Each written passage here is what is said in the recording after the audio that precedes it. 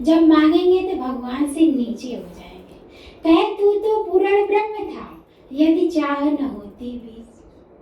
चाहत चमारी चिमड़ी, अति नीचन से नीच, तू तो पूर्ण ब्रह्म था, यदि चाह न होती बीच। क्या भगवान किसी से कुछ मांगते हैं क्या? भगवान तो दातार है, देते ही देते हैं। गुरु भी दातार है, देते ही देते हैं, और आपसे बदले में कुछ भी नहीं चाहते। बस उनको करुणा है कि मेरे शरण में ये बच्चा आ गया है, जिसका जीवन बन जाए। जो शीतलता मुझे प्राप्त है, सारे संसार को मिल जाए। संतों को अनायास करुणा होती है। कहे संत ना होते जगत में, तो जल मरता संसार। संत बड़े परमार्थी, जाको शीतल अंग, तपत बुझाए औरों को, दे दे अपना रंग। संत तो अपना रंग चढ़ा देते हैं। कौन सा रंग? प्रेम का, भक्ति का, तपस्या का, सेवा का, साधना का, आराधना का, उदार चित्ता का। तो आज कैसे गुरुजी निश्चित बता रहे हैं कि जो मैं कर सका वो तुम भी कर सकते हो। तुम्हारे अंदर भी वो क्षमता है कि हर कार्य को कर सकते हो, लेकिन हम अपने इच्छा से ही कैसे बन जाते हैं। अभी इच्छा करें कि पति प्राइम मिनिस्टर हो जाए, क्या हो जाएगा? क्या बेटा जज हो जाए, क्या हो जाएगा? क्या नहीं होगा ना। तो क्यों इच्छा करना? कहे इच्छा ऐसी बलवती, जो घुमाती गली गली, इच्छा से अच्छी मौत भली। कहे इच्छा ऐसी डाकनी, काट कलेजा खाए, गुरु हमारे क्या करें, कहाँ तक ज्ञान बताए। गुरु तो निस्दिन ज्ञान दे रहे हैं, गुरु रोज फेंक रहे हैं, गुरु अपनी वाणी को रोज फेंक रहे हैं, लेकिन हम उसको कैच नहीं करते तो जीवन का मैच नहीं जीतते। जो कैच कर लेता है वो जीवन का मैच जीत जाता है, फिर उसे किसी चीज की चाहना नहीं रहती।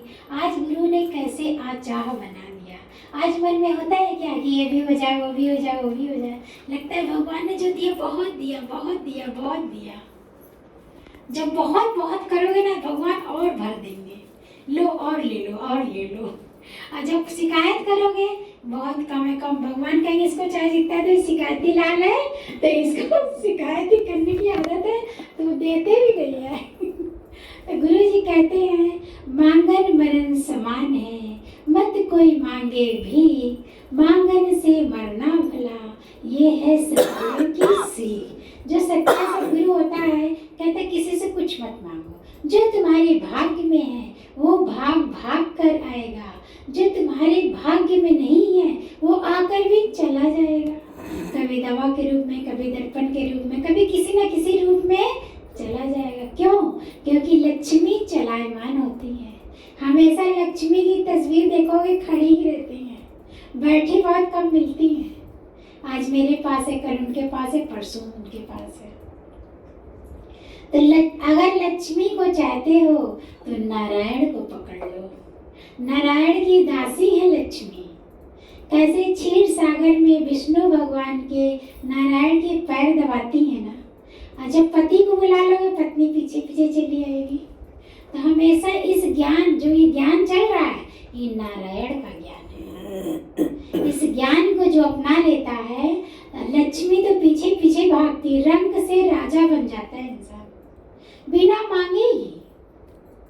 सबको मिला है, क्या आपको नहीं मिलेगा? बिल्कुल मिलेगा, बशर्ते पूर्ण विश्वास। गुरु में वो ताकत है, गुरु में वो सफा है कि आपके भाग्य की रेखाओं को बदल देता है। कभी भी विपरीत परिस्थिति आए तो उसमें आप सोचिए कि ये भी तो भगवान का प्रसाद ही है।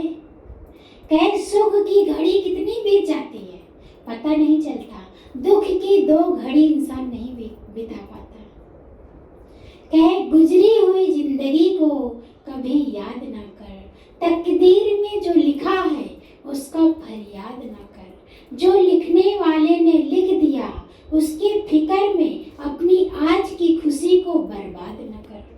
हंस मरते हुए भी गाता है, मोर नाचते हुए भी रोता है। यही है जिंदगी का फंडा प्यारो, दुखों वाली कौन सोता है भला। अगर आप अपना जीवन हंस की तरह चाहते हो तो चुन लो सभी के गुणों के मोती, बिखरे जहां जहां पे। सबके गुणों की मोती जब चुनेंगे तो हम क्या हो जाएंगे, गुणों का गुलदस्ता हो जाएंगे। गुणों का गुलदस्ता कहाँ रहता है, डाइनिंग टेबल में सजा रहता है, और जो भी देखता है कितना प्रफुल्लित खुश हो जाता है ना। अगर हम अवगुण को अपनाएंगे, दोष को अपनाएंगे तो कैसे झाड़न बन जाएंगे। झाड़न कहाँ रखा रहता है, दरवाजे के पीछे। और जब जन्म लोगे तो मेढक का जन्म मिलेगा, जीव नहीं रहेगी, तब क्या करोगे, टर टर करते रहोगे। अपनी जिंदगी चाहते हो तो हंस की तरह जीवन जियो, सबके गुणों की मोती चुन लो। आज गुरु ने क्या कहा, अपना गुण और किसी और का गुण लोगे तो गुणों का गुलदस्ता बन जाओगे, जो सोचोगे वो मिल जाएगा, वैसे ही दुनिया को दिखलाओगे। कहे हर सोच में जब नेकी बसती है तभी तो जिंदगी हंसती है। छोटे दिल से कुछ नहीं पाया, बड़े दिल ने सब कुछ समझाया। हर सुबह नई उम्मीद लेकर आती है, हर सच्ची सोच हर डर को भगाती है। जैसा सोचोगे वैसे बन जाओगे, दुनिया को वैसा ही दिखलाओगे। हम क्यों ना अच्छा सोचे, जब अच्छा सोचेंगे तो सब अच्छा होता जाएगा। हमेशा अपने अंदर कभी भी अगर कोई विपरीत परिस्थिति आए, दुख की घड़ी भी आए तो भी अच्छा सोचो। भगवान ने उस लायक सहने की हमारे अंदर क्षमता दिया तब ये दुख को भेजा है। जैसे तराजू होता है ना, एक तरफ बाट रखा जाता है, एक तरफ सामान रखा जाता है, इसी तरह परमात्मा जब आपको सहने की क्षमता देता है तब वो दुख को भेजता है, वो आपको सहने लायक बनाता है। परीक्षा भी किसकी होती है, सोने की होती है ना। परीक्षा सोने की होती, पीतल की नहीं होती। तो अगर दुख भी आ रहे हैं तो परमात्मा की इबादत है, उसमें भी आप खुश रहिए कि हम सोने की तरह, तभी तो भगवान हमें ठोक बजा रहे हैं, तभी तो परीक्षा ले रहे हैं। कहनी अच्छे लोगों की इज्जत कभी कम नहीं होती, चाहे सोने के 100 टुकड़े कर दो फिर भी कीमत कम नहीं होती। हीरा अगर गटर में पड़ा है फिर भी उसकी वैल्यू कम नहीं होती। गुलाब अगर मिट्टी में पड़ा है फिर भी उसकी खुशबू कम नहीं होती। चाहे कोटिक मिले असंत, संतों की महिमा कभी कम नहीं होती। जो सच्चा संत कहीं जाता है ना, अपनी खुशबू फैला देता है, लोग देखकर प्रफुल्लित हो जाते हैं, खुश हो जाते हैं। अभी गुरु जी आ जाए, देखो सब लोग कितने खुश हो जाए। तो आज गुरु ने जीवन को बनाया है ना, कहे खुद को जो मिटाया तूने फिर हमें बनाया है। आज हम सब के दिल में तू ही तू समाया है। आज देखिए गुरु कैसे कृष्ण भगवान की तरह टेढ़े होकर बैठ गए सबके हृदय में, और सबका जीवन बन रहा है। ऐसा हो नहीं सकता किसी के जीवन में बदलाव ना आए।